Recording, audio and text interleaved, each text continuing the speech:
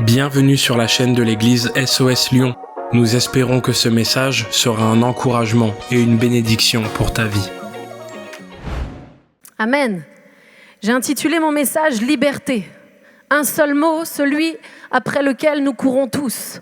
Nous cherchons tous une forme de liberté dans notre vie et j'aimerais qu'on regarde ensemble un texte dans Actes 16 au verset 16 à 34. Il nous est dit, comme nous allions au lieu de prière, une servante qui avait un esprit de python et qui, en devinant, procurait un grand profit à ses maîtres, vint au-devant de nous. Elle se mit à nous suivre, Paul et nous. Elle criait, « Ces hommes sont les serviteurs du Dieu très haut, et ils vous annoncent la voie du salut. » Elle fit cela pendant plusieurs jours.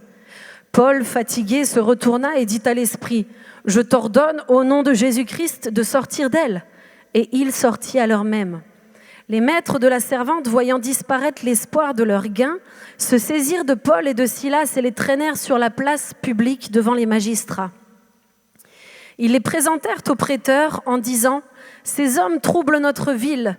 Ce sont des Juifs qui annoncent des coutumes qu'il ne nous est permis ni de recevoir, ni de suivre à nous qui sommes Romains. » La foule se souleva aussi contre eux, et les prêteurs, ayant fait arracher leurs vêtements, ordonnèrent qu'on les bâtît de verges. Alors qu'on les eut chargés de coups, ils les jetèrent en prison en recommandant au geôlier de les garder sûrement. Le geôlier, ayant reçu cet ordre, les jeta dans la prison intérieure et leur mit les ceps aux pieds. Vers le milieu de la nuit, Paul et Silas priaient et chantaient les louanges de Dieu, et les prisonniers les entendaient. Tout à coup, il se fit un grand tremblement de terre, en sorte que les fondements de la prison furent ébranlés. Au même instant, toutes les portes s'ouvrirent et les liens de tous les prisonniers furent rompus. Le geôlier se réveilla et lorsqu'il vit les portes de la prison ouvertes, tira son épée et allait se tuer pensant que les prisonniers s'étaient enfuis. Mais Paul cria d'une voix forte « Ne te fais point de mal, nous sommes tous ici !»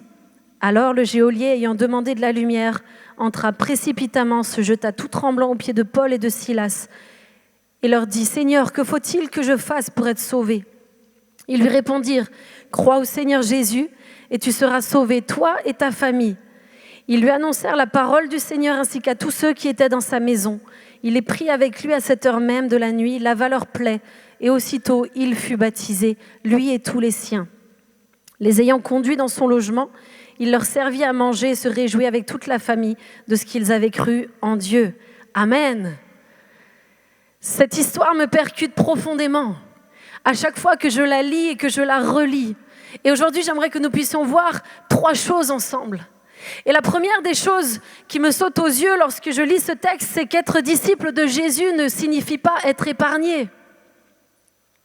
Paul et Silas étaient disciples, ils étaient apôtres, ils aimaient Dieu de tout leur cœur. Vous ne le voyez pas ici, mais le contexte de ce récit est qu'ils étaient en mission en Syrie et en Cilicie, quand vous lisez les chapitres précédents. Et le Saint-Esprit va les arrêter alors qu'ils annonçaient l'évangile en Syrie pour leur dire d'aller en Macédoine. Et là, ils sont en Macédoine. Et le trajet entre les deux endroits était de plusieurs jours à pied, de plusieurs jours en bateau. Et ces hommes vont immédiatement obéir à la voix du Saint-Esprit. Ils vont tout quitter. Ils vont laisser ce qu'ils faisaient pour aller annoncer l'évangile en Macédoine. Et ils vont voir des âmes sauvées, ils vont baptiser des hommes et des femmes. Et c'est dans ce contexte-là qu'ils sont en train d'aller prier au temple que, soudainement, ils vont être mis en prison.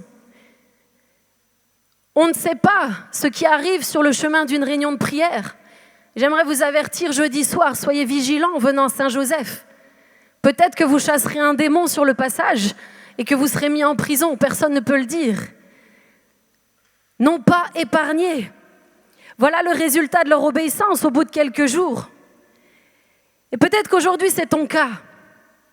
Peut-être que tu es assis ou assise ici dans ce lieu, tu es chrétienne, chrétien, tu es disciple, enfant de Dieu, mais tu n'es pas épargné dans ta vie. Tu te retrouves enfermé dans une prison. Une prison qui certes n'est pas visible, qui certes n'est pas physique, mais une prison dans ton âme. Tu te sens triste, tu te sens isolé, tu te sens seul. J'aimerais te le dire aujourd'hui, mon ami, tu n'es pas seul. Et si c'est toi, accroche-toi à ce message, parce que je crois que Dieu veut s'adresser à ton cœur à travers ce récit de Paul et Silas. Tu vis peut-être une vie bonne, consacrée à Dieu, aux autres. Ces hommes avaient tout laissé pour suivre Christ. Et pourtant, ils sont derrière les barreaux. J'aimerais te dire que les choses inattendues ne sont jamais inutiles lorsqu'elles sont permises par Dieu. Jamais. Et je dis bien permises, parce que je ne crois pas que Dieu envoie un mal quelconque à qui que ce soit. Mais Dieu, parfois, dans nos vies, permet des situations face à nous et les laisse faire pour nous apprendre certaines choses. Et si c'est ton cas, crois qu'il est en train de t'apprendre quelque chose. Paul et Silas nous le montrent bien. Notre réflexe humain et charnel dans la souffrance, dans la prison, c'est de blâmer Dieu souvent, ou de blâmer les autres, de blâmer le monde qui nous entoure. C'est de ma faute si j'ai ces craintes, c'est de leur faute si je suis dans ma solitude, c'est de leur faute, c'est de la faute de Dieu si je reste encore captif de ça. Alors qu'en tant qu'enfant de Dieu, et nous allons le voir ensemble, nous ne devrions jamais blâmer qui que ce soit, et surtout pas nous-mêmes. Si tu es dans une prison, ne te blâme pas, mon ami. Mais n'oublie pas que tu as déjà reçu la clé pour en sortir. Ensuite, on regarde aux prisonniers qui étaient là. Eux, ils étaient là dans cette prison parce qu'ils avaient commis une faute. Ils avaient sûrement commis un crime, un vol, je ne sais pas, c'est pas précisé. Mais ils ont juste été là parce que le juge les a condamnés à une peine normale. C'était la juste loi en fait qui était appliquée. Contrairement à Paul et Silas qui étaient là injustement, eux sont là pour une raison. Et peut-être que tu es ici pour la première fois. Peut-être que tu ne connais pas Dieu comme ces prisonniers ne connaissaient pas Dieu, contrairement à Paul et Silas. Peut-être que tu es assise là et tu entends le message de l'Évangile. J'aimerais te dire que cette image du prisonnier est exactement l'image que nous sommes sans Dieu. Le péché est ce qui nous a condamnés. Le péché est venu mettre un mur entre toi et Dieu. Et plus tu marches dans ton péché, plus tu marches dans ce qui te repousse de la présence de Dieu, plus tu avances dans un couloir, celui de la mort. Non pas de la mort physique, mais de la mort spirituelle. Une mort éternelle. Être privé pour l'éternité d'une relation avec Dieu. J'ai eu l'occasion, quand j'étais plus jeune, d'aller en prison plusieurs fois pour visiter quelqu'un de proche. Et j'étais surprise par le nombre de portes qui me séparaient de la personne que j'étais venue voir. Je faisais un pas, il y avait une porte. Un pas, il y avait un gardien. Un pas de plus, d'une nouvelle porte. Et c'est exactement l'image de la prison dans laquelle tu te trouves si aujourd'hui tu es sans Jésus. Plus tu marches dans ton péché, plus tu t'éloignes de ta liberté. Plus tu t'enfonces dans ce couloir de la mort. Mais aujourd'hui, tu n'es pas ici par hasard. Aujourd'hui, si tu es assise ou assis dans ce lieu, j'aimerais te le dire, c'est parce que Dieu a un avenir et une espérance pour toi. La Bible nous dit dans Romains 6, 23 que le salaire du péché, c'est la mort.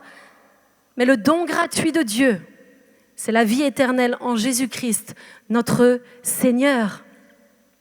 Lorsque tu es privé de lui, il te manque l'essentiel. Mais la bonne nouvelle que nous avons à travers ce texte, c'est que nous pouvons déterminer quel type de prisonnier nous allons être. Le choix est entre tes mains et entre les miennes.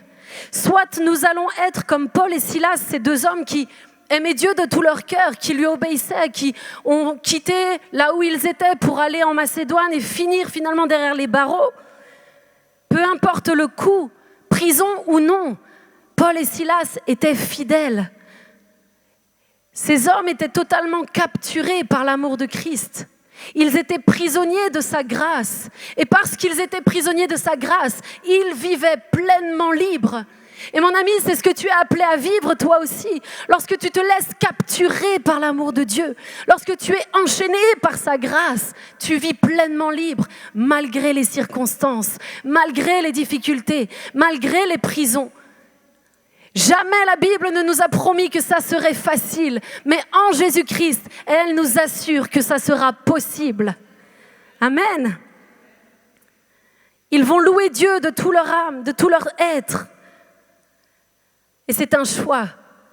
Soit nous sommes et nous restons prisonniers, comme l'étaient ces autres hommes. prisonniers de ce qui nous isole, prisonniers de nos peurs, prisonniers du péché, peu importe. Je suis aujourd'hui là pour te dire que tu es appelé à non pas rester prisonnier du désespoir, non pas rester prisonnier du rejet, non pas rester prisonnier du mépris, non pas rester prisonnier de la pitié de toi, non pas rester prisonnier de l'échec, non pas rester prisonnier de la jalousie, non pas rester prisonnier de toutes ces choses qui, porte après porte, t'empêchent d'avancer vers la liberté. Tu es appelé aujourd'hui à découvrir la prison de l'espoir en Jésus. Prisonnier de sa joie, prisonnier de sa grâce, prisonnier de sa plénitude, prisonnier de son espérance, parce que Christ en moi, l'espérance de la gloire. Christ en toi, l'espérance de la gloire. Il n'y a pas de prison qui résiste à sa gloire. Peu importe la difficulté que tu traverses, regarde à Paul, regarde à Silas et rappelle-toi qu'il est possible de le vivre en Jésus-Christ. C'est un choix. Et la clé que nous avons, je crois, en tant que disciples, lorsque nous connaissons Jésus, c'est de rester fidèles. Paul et Silas ont été fidèles malgré les épreuves. Ils ont loué Dieu de tout leur être. Et c'est un choix de rester fidèle lorsque vient l'adversité, lorsque vient la prison intérieure. Nous sommes sous le choix de rester fidèles ou de commencer à blâmer tout ce qui se passe autour de nous. Aujourd'hui, nous pouvons vivre la liberté en Jésus-Christ. Alors, comment faire pour le vivre ? Et j'aimerais qu'on continue à regarder à Paul et à Silas. Il nous est dit au verset 25, « Vers le milieu de la nuit, Paul et Silas priaient et chantaient les louanges de Dieu, et les prisonniers les entendaient. » Voyez-vous, Paul et Silas vont ouvrir leur bouche. Paul et Silas ne vont pas l'ouvrir à moitié.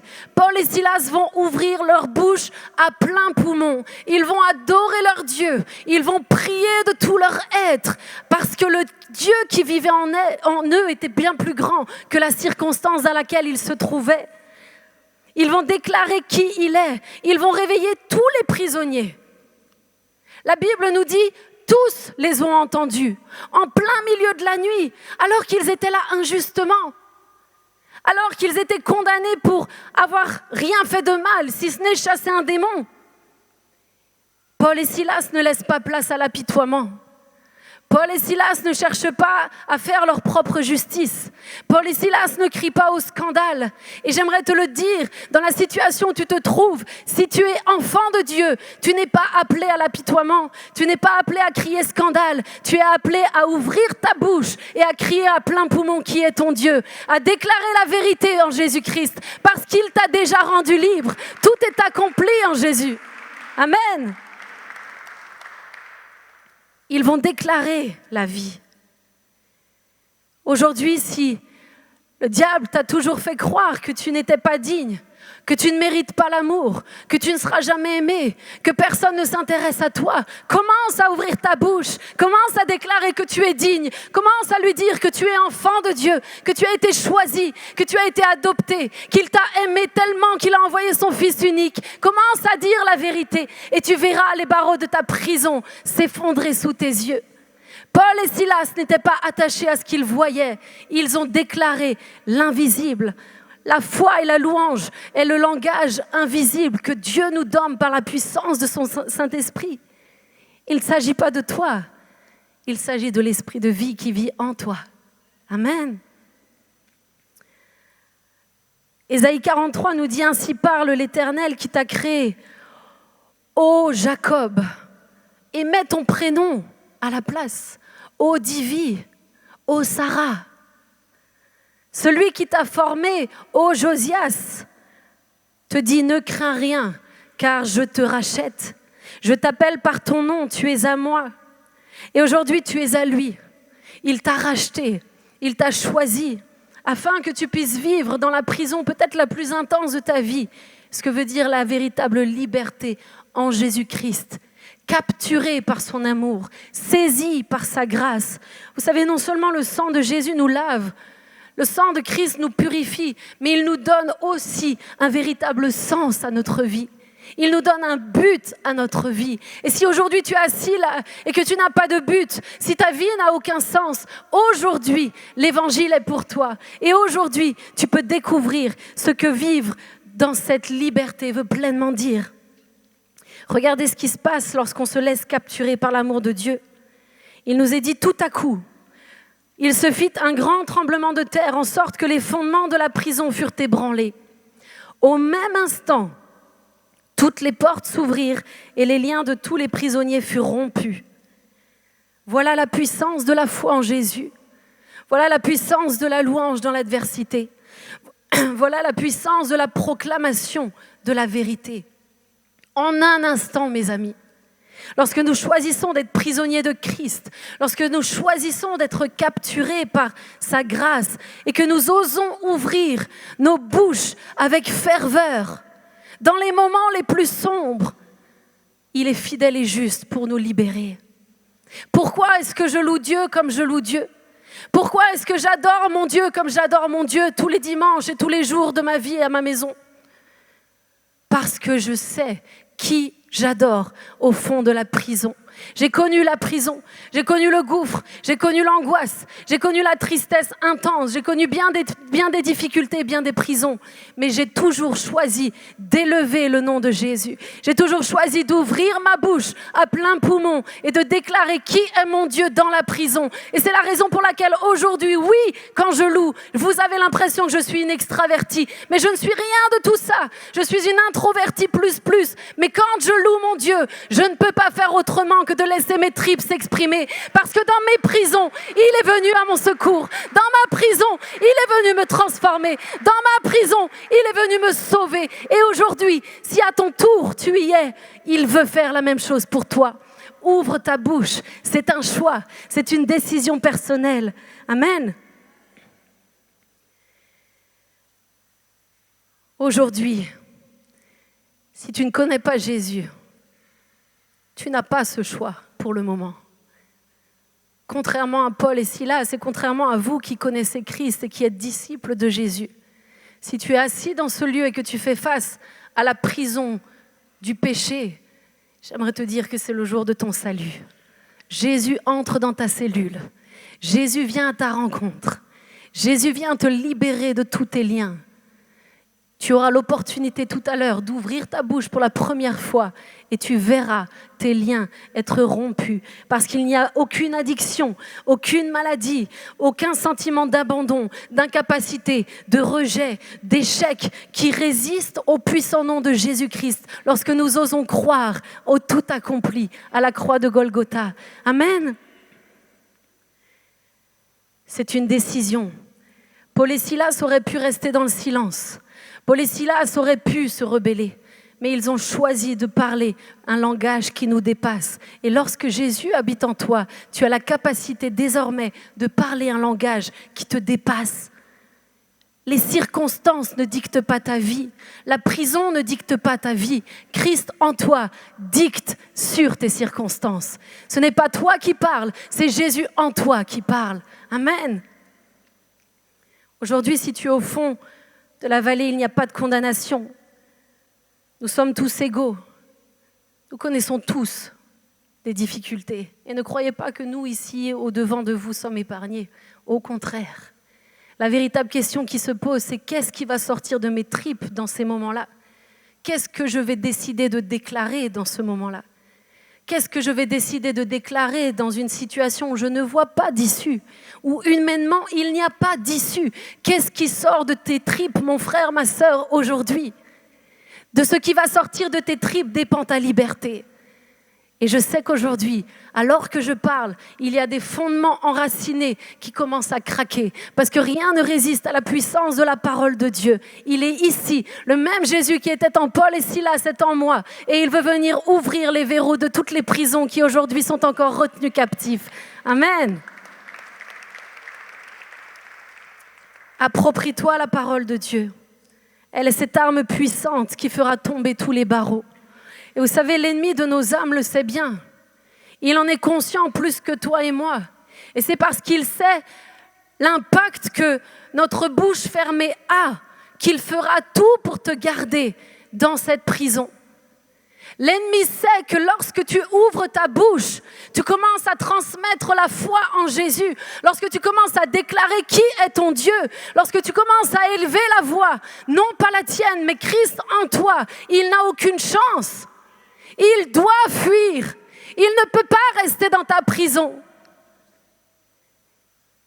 Et parce qu'il le sait, vous savez ce qu'il va faire? Je vais vous montrer ce qu'il va faire. Viens voir Jojo. Il sait que si la vérité est dite et proclamée, il n'a aucune chance. Alors voilà ce qu'il va faire. Mets-toi à genoux. D'abord, il nous met à terre. Et ça, il faut en être bien conscient. Il vous met tous à terre. Il ne garde pas un seul homme debout. Le diable ne veut pas juste que tu ailles mal. Il veut ta mort. Il te déteste. Et lorsqu'il t'a mis à terre, lorsqu'il a réussi à te museler en te faisant croire les mensonges de l'ennemi, en te faisant croire que tu n'es pas aimé, en te faisant croire que tu n'as ni avenir ni espérance, en te faisant croire que en toi il n'y a rien de bon, il te garde muselé et captif. Essaye de dire, je suis aimé. Je suis choisi. Jésus est mon sauveur. Vous voyez, c'est pas possible. Mes amis, cette chaussette, c'est ta prison aujourd'hui. Cette chaussette, c'est tous les mensonges que tu as crus jusqu'à aujourd'hui. Cette chaussette, c'est tout ce qui t'a empêché de marcher dans le couloir de la vie et de la liberté en Jésus-Christ. Cette chaussette, c'est tout ce que tu continues à croire et à déclarer alors que tu es enfant de Dieu, qui est contraire à la parole. J'aimerais te dire que ce qui remplit ton être, c'est ce que tu vas transmettre. Et aujourd'hui, si tu es rempli de peur, tu transmettras la peur. Tu ne peux pas transmettre la foi si tu es rempli de peur. En premier à tes enfants et ensuite à tous ceux qui t'entourent. Si tu es rempli de doute, tu transmettras le doute. Mais à l'inverse, si tu es rempli de foi, si tu sais qui est ton Jésus, alors tu vas commencer à déclarer la vérité. Alors tu vas commencer à voir la vie prendre place. Et le diable veut t'empêcher de vivre ça. Le diable fera tout pour te faire taire. Le diable ne veut pas que tu ouvres ta bouche parce qu'il sait ce qu'il va lui arriver lorsque quelqu'un se lève pour transmettre l'évangile, pour transmettre la bonne nouvelle, pour transmettre l'espérance, pour transmettre la guérison, pour transmettre la délivrance. Ne le laisse plus te tenir captif aujourd'hui. Ce n'est pas un chaton qui vit en toi, c'est le lion de Juda. Et le lion de Juda est tout puissant. Aujourd'hui, c'est ton choix. Vas-tu laisser miauler un chaton? Ou vas-tu laisser rugir le lion de Juda qui vit en toi? Oh, moi je laisse rugir le lion de Juda qui est en moi. Moi je ne peux pas faire autrement que de le laisser rugir. Parce qu'il a transformé ma vie. Parce qu'il est venu me rencontrer dans ma prison. Parce qu'il est venu me sauver de toutes mes adversités. Parce qu'il est mon Dieu. Parce qu'il est mon espérance. Parce qu'il est ma vie. Je le louerai encore et encore et encore et encore. Et aujourd'hui, tu peux être libre à ton tour si tu choisis de le louer. Amen. Jésus, toutes ces peurs qui nous paralysent, toutes ces peurs qui sont fausses, la peur d'être mis de côté, la peur d'être trahi, la peur d'être jugé, la peur de manquer d'argent, la peur du lendemain, la peur de la mort.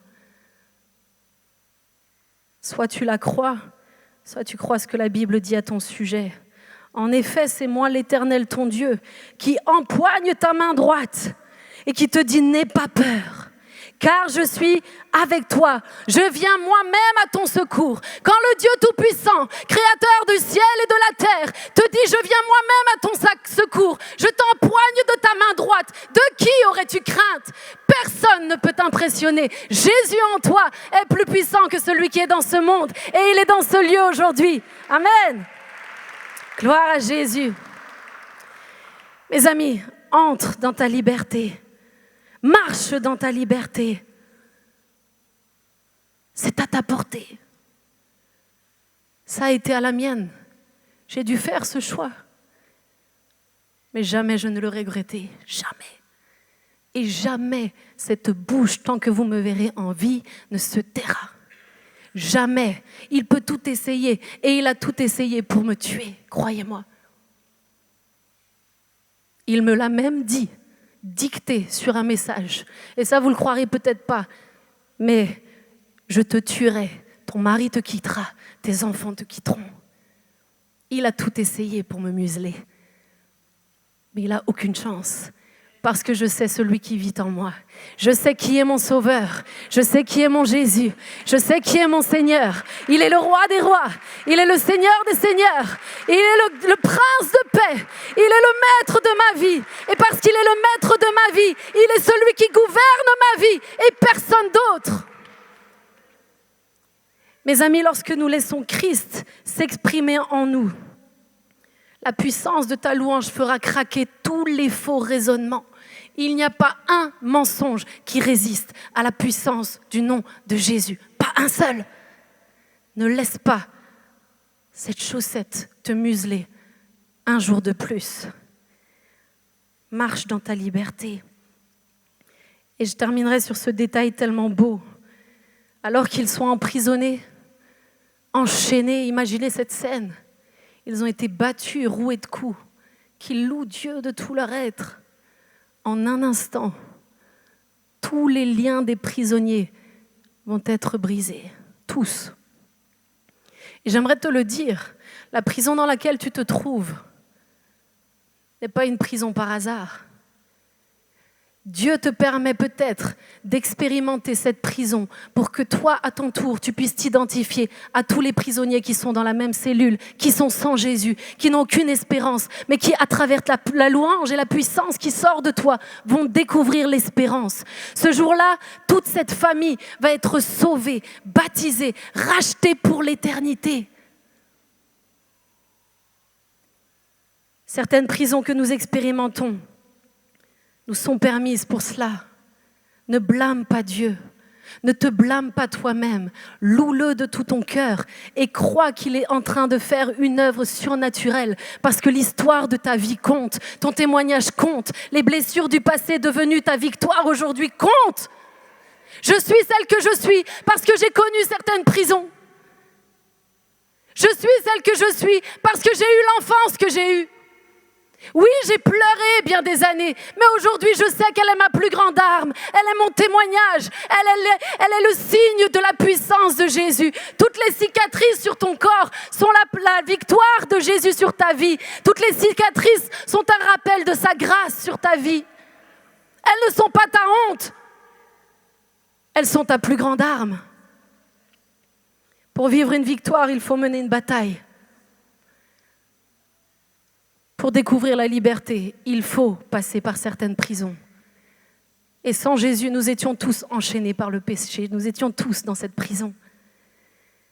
Aujourd'hui, mon ami, je t'en supplie, si tu es emprisonné, tiens bon, reste ferme, reste fidèle à ton Sauveur. Ne lâche rien, ouvre ta bouche. Parfois, il est bon de rester silencieux dans la présence de Dieu, mais il y a des situations dans nos vies où il nous faut ouvrir notre bouche, parce que le cri de désespoir de ton cœur, de là va dépendre ta liberté. Paul et Silas ont donné tout ce qu'ils avaient, et parce qu'ils ont osé faire cela, non seulement eux vont vivre un miracle, mais ceux autour d'eux vont expérimenter la puissance de Dieu. C'est ce que tu es appelé à vivre.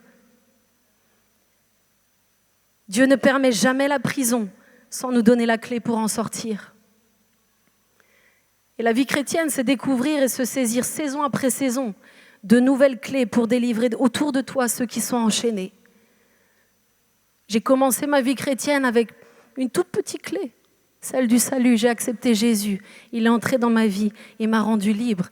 Mais sur le chemin de la foi, selon les saisons, avec les épreuves, j'ai appris, j'ai compris, j'ai grandi et j'ai reçu de nouvelles clés comme des trésors pour venir déverrouiller les verrous de ceux qui sont enchaînés autour de moi. Et c'est la plus belle des vies.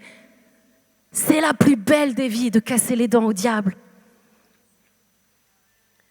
Mon ami, ta prison est sans aucun doute le point de départ du chemin de liberté de ta propre vie, de quelqu'un qui autour de toi est sans espérance. Prends de la hauteur, mon frère, ma sœur. Regarde plus loin. Arrête de regarder les barreaux. C'est un choix. Soit tu regardes les barreaux, soit tu te rappelles qu'entre les barreaux, il y a le vide, il y a l'horizon. Choisis de regarder l'horizon. Gémir, c'est mourir. Adorer, c'est vivre. Amen. Merci d'avoir pris le temps d'écouter ce message. Si tu n'as pas encore d'église, rejoins-nous. Toutes les informations sont sur notre site église-soslyon.com. À bientôt.